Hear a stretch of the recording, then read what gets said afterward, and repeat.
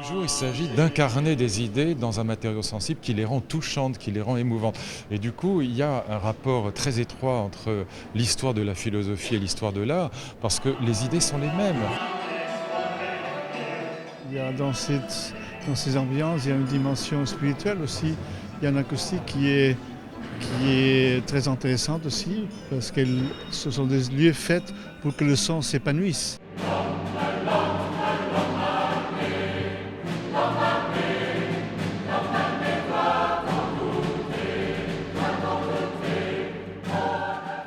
Nous, on n'a fait que mettre de la lumière et des plumes au-dessus de la tête de cette musique qui est déjà une plume dans toute sa splendeur et dans toute sa légèreté, même s'il y a des moments graves.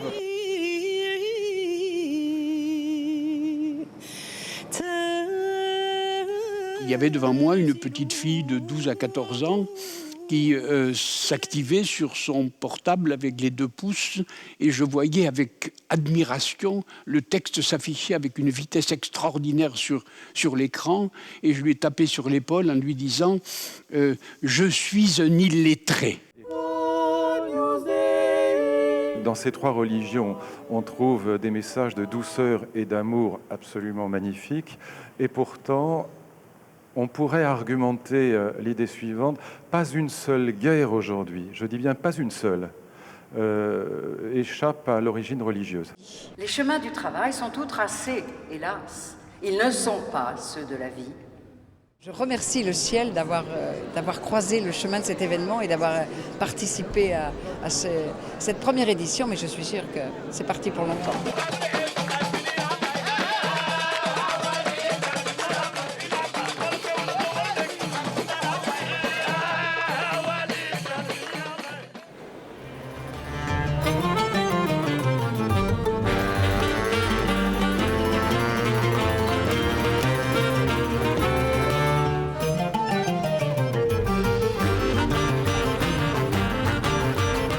Le métissage, ce n'est pas la destruction de 2 originalités dans quelque chose de moyen et de médiocre.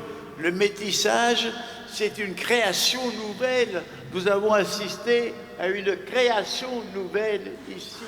Fraternité, fraternité à vous, fraternité ensemble, fraternité. Si on suit le cours probable des événements, il faut être pessimiste. Mais comme je sais que souvent l'improbable est arrivé et l'improbable qui sauve est arrivé dans l'histoire, c'est cette foi dans l'improbable qui me donne l'optimisme. On a l'impression qu'il y a une soif de philosophie ici, une file. Ah oui, une file terrible pour la philosophie. Les Tournaisiens doivent être des philosophes certainement. Et pour prendre plaisir d'abord et puis pour entendre des choses un peu autres ou dites autrement en tout cas. Moi j'ai fait un peu de musique.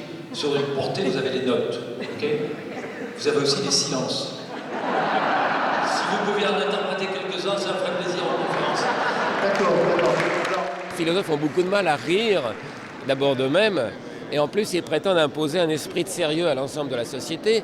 En fait, je suis un peu injuste. Je pense que c'est une évolution de la philosophie qui est devenue une affaire professorale. Mais jusqu'au 19e siècle, les philosophes ne sont pas des professeurs. Ils n'ont pas de carrière à l'université à défendre. Pourquoi vous pensez que moi qui vous parle, j'existe ? C'est une vraie question d'enfant en fait. Peut-être que je suis tout seul à rêver le monde et que tout ne se passe que dans ma tête. Comment je peux savoir que quelque chose existe en dehors de moi ? Nos blessures, c'est celle justement de l'égoïsme, de la jalousie, de l'orgueil, de l'arrogance, de l'obsession, de la haine, de l'avidité.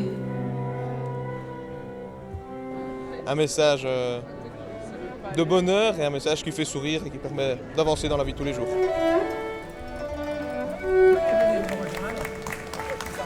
Amoureux, ou plus exactement la personne dont vous êtes amoureux tombe amoureuse de vous. Enfin bon, il y a une bonne nouvelle, il se passe quelque chose de bien pour vous, quelque chose qui ne dépend pas de vous, mais qui vous arrive quand même et qui vous rend heureux. Alors voilà, vous êtes dans le bonheur.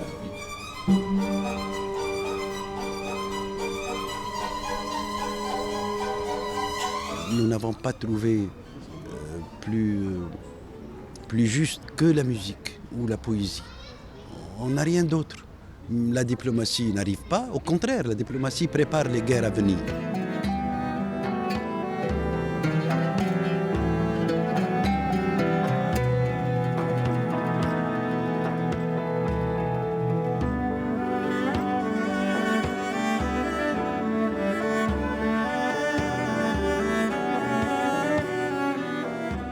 Le partage, à mon avis, permet de s'entendre sur une émotion unique, malgré la différence des langages.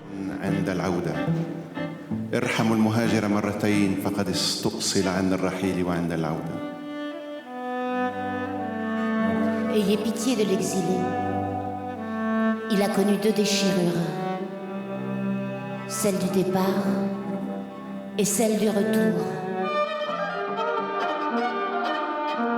C'était un petit peu déstabilisant, oui, de s'écouter et puis d'essayer de réagir à ses propres propositions, à son propre langage. La technologie, c'est pas humain. Donc c'est intéressant pour l'humain de se confronter à quelque chose que nous avons créé et qui n'est pas humain. Aujourd'hui, nous utilisons en musique des technologies extrêmement sophistiquées, comme d'ailleurs celles que nous utilisons ici avec le logiciel Improtech, qui sont aussi des technologies qui sont utilisées dans l'industrie, dans la finance, et qui sont en train de bouleverser le monde. C'est terrible de rencontrer des gens qui donnent de la lumière, voilà, c'est ça.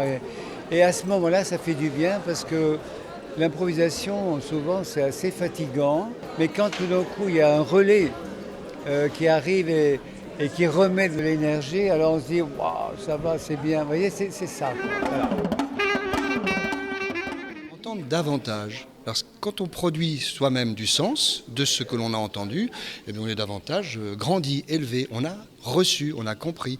Donc il y a le travail de celui qui émet quelque chose et puis celui qui reçoit quelque chose et qui peut le partager avec d'autres.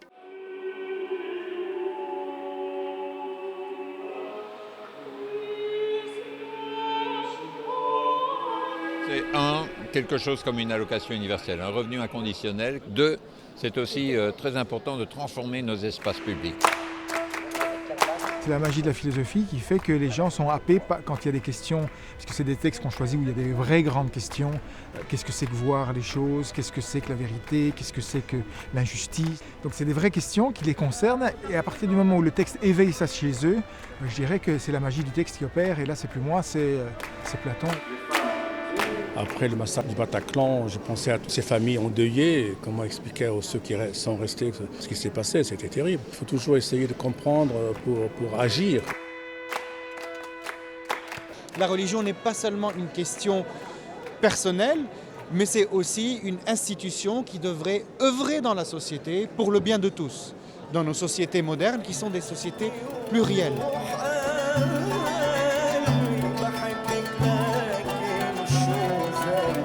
L'intimité de cette position était à la fois chaste et érotique, à l'image de l'Orient lui-même. Un peu d'Orient en Europe, un peu ou beaucoup d'Europe au Moyen-Orient, tout ça s'accélère. En revanche, nous n'avons pas toujours les moyens de penser cette situation. On doit faire plus ceci et moins cela toute la journée, et ce serait tellement important si on pouvait juste se foutre la paix. Et donc mon message c'est juste foutez-vous la paix.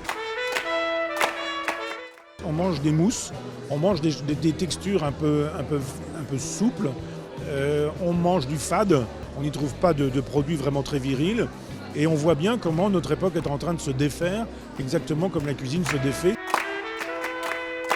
Philosophe forain, bonimenteur de métaphysique, décravateur de concepts, un peu pétomane mental, mais uniquement le week-end et sur rendez-vous. La philosophie, elle est vraiment philosophie quand elle sait parler à tous les hommes et quand elle sait parler aussi des objets conceptuels qui sont parfois aussi les plus méprisés. Et avec des amis qui travaillent plutôt dans l'associatif à Tournai, on se disait tiens, pourquoi est-ce que ce festival ne va pas chercher tout un autre public de manière gratuite? On parlait de la philo de comptoir. C'est faire des jeux de café, donc tout ce qu'ils connaissent déjà, un bingo, mais en s'approchant un petit peu de la philosophie. On n'essaie pas d'imposer de la philosophie, on fait un jeu autour de la philosophie, et en partant, on se rend compte qu'effectivement les gens sont encore dessus, parlent encore entre eux, reparlent de ce qu'ils viennent de faire comme jeu, d'un philosophe ou l'autre, donc on peut dire que c'est mission accomplie à ce niveau-là. J'aime celui dont l'âme déborde et qui peut aussi périr d'une chose insignifiante. Ainsi, il franchit volontiers le pont. J'aime celui dont l'âme est profonde, de sorte qu'il s'oublie lui-même. Un enfant ne peut pas se développer sans héros, sans image identificatoire. Je suis faible, je suis un enfant. Comment est-ce que je vais devenir quand je serai grand ? Et il a besoin d'images identificatoires. Mais c'est normal pour un enfant, parce qu'on est faible quand on est enfant. Et quand un adulte a besoin de héros, eh bien c'est la preuve qu'il est faible à nouveau, puisqu'il a encore besoin de héros. C'est donc un mauvais signe individuel et surtout un mauvais signe psychosocial.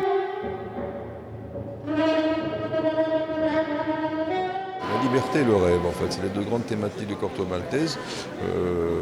Évidemment, il y a l'aventure, c'est un grand aventurier, mais il est soucieux de sa liberté, son autonomie. C'est un libertaire, donc il défend les causes perdues, il défend des gens, jamais des idées, fondamentalement.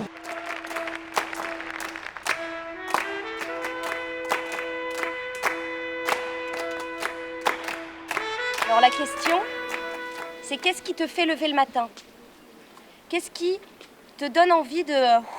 Essayer de faire de la philo entre nous, gens entre guillemets normaux, donc non philosophes en tout cas. Et donc oui, d'aborder des questions philosophiques, mais de manière organique, de manière simple. Si c'était moi, rien ne diviserait, il n'y aurait pas de différence, pas de vie d'errance, aucun mensonge que la vérité qui dérange. La question de la vraie vie, la question de qu'est-ce qu'une vie authentique, se retrouve pratiquement dans tous les arts. Leur avoir leur propre voix, d'avoir une certaine compréhension du texte et de l'idée de Badiou, qui permettent dans un second temps de rentrer en dialogue. Le plus important, c'est maintenant. Est-ce que vous connaissez des jeunes qui ont ce genre d'idées-là ? Prendre de risques, c'est de toute évidence ne pas se soumettre de façon complète et un peu éperdue comme ça aux lois du monde. Je pense que cette position défensive, il vaudrait mieux, elle serait plus heureuse quand on la remplace par une position plus offensive qui consiste à dire, moi qui suis jeune, je ne vais pas simplement m'installer dans le monde comme il est, je ne vais pas y chercher la meilleure place. Rentrer dans le moule. Voilà, je vais peut-être imaginer qu'on peut le changer. Moi je suis pas Socrate, je ne boirai pas le poison, mais je viens changer le monde à travers mes sons. On est sur l'espace public, on est avec un public différent, on est avec des jeunes, on est avec des moins jeunes, et on fait la philosophie tous ensemble. Cette mélasse procure bien du mal à s'endormir. Spontanément, les enfants posent des questions, et aussi des questions philosophiques sur soi, sur les autres, sur le monde. Mais après, c'est le rôle de l'intervenant de les accompagner à creuser ces questions et à développer certaines habiletés de pensée. Massif de philosophie dans l'analyse du fonctionnement des big data. On sent que les gens sont concernés aussi par l'enjeu du spectacle, à savoir qu'est-ce qu'on fait aujourd'hui avec Google, Amazon, les téléphones portables, l'argent, tout se monétise, le temps c'est de l'argent, ça n'a jamais été aussi vrai qu'aujourd'hui. Tu ne comprends plus que le langage. On sait que sur cette planète, on a, pour ainsi dire, tout acheté. On a acheté l'eau, on a acheté la terre, on a acheté le travail, on a acheté tant de choses, mais pas le langage, croit-on.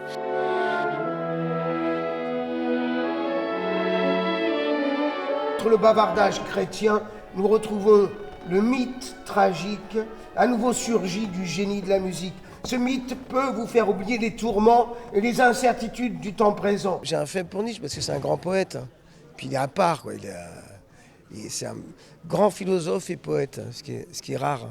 Oui, il exerce une certaine liberté. Et ça, moi, je peux que l'apprécier, quoi. On parle de Samama, de cette montagne, uniquement et exclusivement lorsqu'il s'agit de mines qui explosent, lorsqu'il s'agit de bergers qui est décapité, mais lorsqu'il s'agit d'un champ, lorsqu'il s'agit d'un colibri, on n'en parle pas. Maintenant, ces bergers-là, ils vont retourner à Samama pleins de bonheur.